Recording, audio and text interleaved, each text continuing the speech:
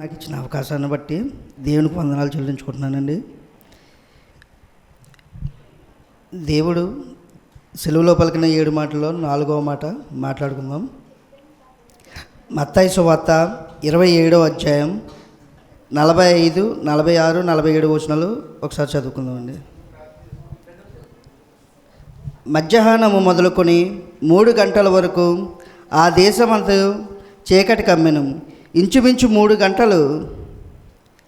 గంటలప్పుడు యేసు ఏలీ ఏలీ లామా సబత్కాని అని బిగ్గరగా కేకలు వేశాను. ఆ మాటకు నా దేవా నా దేవా నన్నెందుకు చేయి విడిచితో అని అర్థము. అక్కడ నిల్చున్న వారిలో కొందరు ఆ మాట విని ఇతడు ఏలియాను పిలుచుచున్నాడని దేనికి ఉద్యోగం నియమించడం కాక చిన్న ప్రార్థన చేసుకుని మొదలు పెట్టుకుందామండి. స్తుతులకు పాత్రుడా సింహాసనాసీనుడా నీకే వందనాలు, నీకే స్తోత్రం చెల్లించుకున్నాను దేవన తండ్రి. ఈ సమయం ఉంది దేవన తండ్రి, నాకు ఈ సమయాన్ని ఇచ్చినందుకు నీకే కృతజ్ఞతలు చెల్లించుకుంటున్నాను దేవన తండ్రి. నేనైతే ఏ పాటి వాడిని ప్రభా, నాలో ఉన్న భయాన్ని పెరిగితనాన్ని తీసిపోయింది ప్రభా దేవన తండ్రి. నేనైతే దేవన తండ్రి ఈ సమయం ఉంది ఇక్కడ నిల్చున్నానంటే అది నీ యొక్క బాధ్యత దేవన తండ్రి. నీకే వందనాలు చెల్లించుకున్నాను దేవన తండ్రి. ఇప్పుడు నేను వాక్యం దేవన చదివి చెప్పుచుంటుండగా దేవన తండ్రి నాకు నీ యొక్క జ్ఞానాన్ని ప్రసాదించాను ప్రభా, నాకు జ్ఞాపక శక్తిని దయచేయండి ప్రభా, నాలో ఉన్న పెరికితనాన్ని తీసివేయండి ప్రభా దేవన తండ్రి. అలాగే దేవన తండ్రి ఇది మొదలుకొని దేవన తండ్రి నేను అనేక మంది దేవన తండ్రి, అనేక రక్షణ దేవన తండ్రి, అనేక జీవితాలను కాపాడే భాగ్యం నాకు దయచేయమని యేసయ్య పరిశుద్ధ నామమున బట్టి అడిగి వేడుకుంటున్నాం పరమ తండ్రి, ఆమేన్.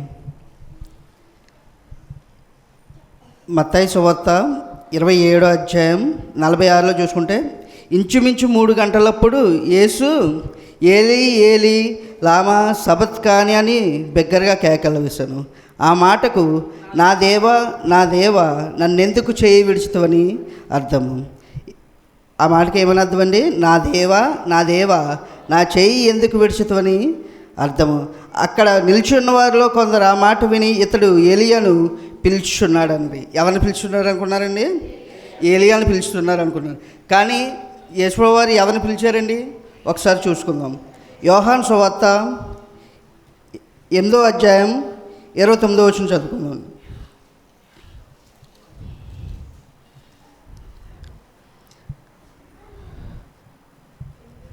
నన్ను పంపినవాడు నాకు తోడై ఉన్నాడు. ఎవరండి ఆయన పంపినవాడు? ఏ దేవుడు? యెహోవా దేవుడు. తండ్రి కుమారుడు పరిశుద్ధాత్మ ఒక్కడై ఉన్నప్పుడు ఆయన పంపిన దేవుడిని ఏమని పిలుచున్నాడండి? నా దేవా నా దేవా నన్నెందుకు చేయి విడిచితవని అన్నారండి. అన్నప్పుడు అక్కడ ఉన్నవారు ఏమనుకున్నారు? ఏలియాని పిలుచున్నారేమో, నన్ను ఏలియా భక్తుడై ఉంటాడు అందుకని ఏలియాని పిలుచున్నారేమో అని అనుకున్నారండి. కానీ యేసు వారు ఎవరిని పిలుస్తున్నారండి? దేవుని పిలుస్తున్నారు. ఆయన ఎందువల్ల ఆయన్ని పిలుస్తున్నారు? నన్ను పంపినవాడు నాకు తోడై ఉన్నాడు. ఎవరు పంపారంటే అండి? యేసు వారు ఎందు నిమిత్తం వచ్చారు ఈ భూమి మీదకి? తండ్రి చెప్పిన ప్రకారం చిత్త ప్రకారము ఈ భూమి మీదకి వచ్చాడు. అయితే ఇక్కడ చూసుకుంటే ఇంకా ముందుకు వెళ్తే నన్ను పంపినవాడు నాకు తోడై ఉన్నాడు, ఆయనకి ఇష్టమైన కార్యము నేను ఎల్లప్పుడూ చేయదును కనుక ఆయన నన్ను ఒంటరిగా విడిచిపెట్టలేదని చెప్పాను. యేసు వారిని దేవుడు ఎప్పుడూ ఒంటరిగా విడిచిపెట్టలేదంట. అయినప్పటికీ కానీ అక్కడ ఎందువల్ల నా దేవా నా చెయ్యి ఎందుకు విడిచిపోని ఎందుకన్నారు? ఆయన ఏ పాపము చేయలేదు కదా. ఏ పాపం చేయలేనప్పటికీ ఆయన ఎందువల్ల అలా అన్నారని ముందుకు చూసుకుంటే కనుక యోహాను సువార్త 14వ అధ్యాయం 10వ వచనం చదువుకుందాం. తండ్రి యందు నేనును నా యందు తండ్రియు ఉన్నామని నీవు నమ్ముటలేదా? ఒకసారి ఆగుదామండి. తండ్రి యందు నేనును నా యందు తండ్రి ఉన్నామని మీరు నమ్ముటలేదా? మనం నమ్ముచున్నామండి, నమ్ముచున్నామా? నిజంగానే చాలామందికి ఇంకా అపోహలు ఉన్నాయండి. దేవుడు ఒక్కడని అంటున్నారు, ఇక్కడ బైబిల్లోనే 3 అని చెప్తున్నారు, 3 మాటల కింద ఉన్నారని చెప్పేసి చాలామందికి ఆలోచనలు ఉన్నాయండి. అయితే మనం చూసుకున్నట్లయితే దేవుడు ముందుగానే యేసు గారు ముందుగానే చెప్తున్నారండి, ఈ జగత్ పునాది వేయక మునిపే నేను ఆయనతో కూడా ఉన్నానని చెప్పని దేవుడు ఎప్పుడూ చెప్పి ఉన్నాడండి. అలాగే ఇక్కడ చూసుకుంటే కనుక యోహాను సువార్త 8:29లో అయితే నన్ను పంపినవాడు ఎవరండి? తండ్రి. ఆ తండ్రి ఎవరండి? యెహోవా దేవుడు. యెహోవా దేవుడై ఉన్నాడు కదా. అలాగే ఆయనకు ఇష్టమైన కార్యములు మనం ఆయన చేయడం వల్ల నన్ను ఆయన ఎప్పుడూ విడిచిపెట్టలేదు. ఆయనకి ఇష్టమైన కార్యములు అంటే ఏంటండి? మనం ఆయన ఎందు నిమిత్తమై ఈ భూమి మీదకి వచ్చి ఏ నిమిత్తమైతే దేవుడు చెప్పిన మాటను ఆలకించి మనల్ని ముందుకు నడిపించారో ఆయనకి ఇష్టమైన కార్యములు దేవుడికి అనుగుణంగా చేసి ఉన్నారో అందువల్ల ఆయనకి ఇష్టమైన వారుగా ఉన్నారండి యేసుప్రభువు వారు. ఏ పాపం చేయలేక ఆయన నోటి మాటతో చెప్తే రాజులకు రాజయ్యేవాడు. అయినప్పటికీ అటువంటి భోగాన్ని వదులుకొని ఆయన ఏ విధంగా అయితే ఈ భూమి మీదకి వచ్చారో ఆయన ఏ నెరవేర్చడానికైతే ఈ భూమి మీదకి వచ్చి ఉన్నాడో దాన్ని ఎప్పుడు విడిచిపెట్టలేదండి.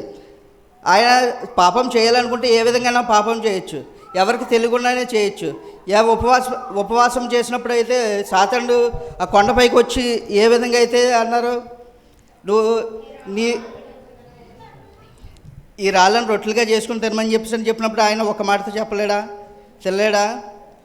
చేయలేక కాదు, కానీ ఆయన అక్కడ ఆ నెరవేర్చాలి. ఆ సాతాను బంధకాల నుంచి విడుదల మనకు దయచేయాలని చెప్పేసి అక్కడ ఆయన ఆ విధంగా ఉపవాసము ఉన్నారు. అలాగే ఇంకా ముందుకు చూసుకుంటే కనుక మత్తయి సువార్త 26వ అధ్యాయం 39వ వచనం చదువుకుందాం.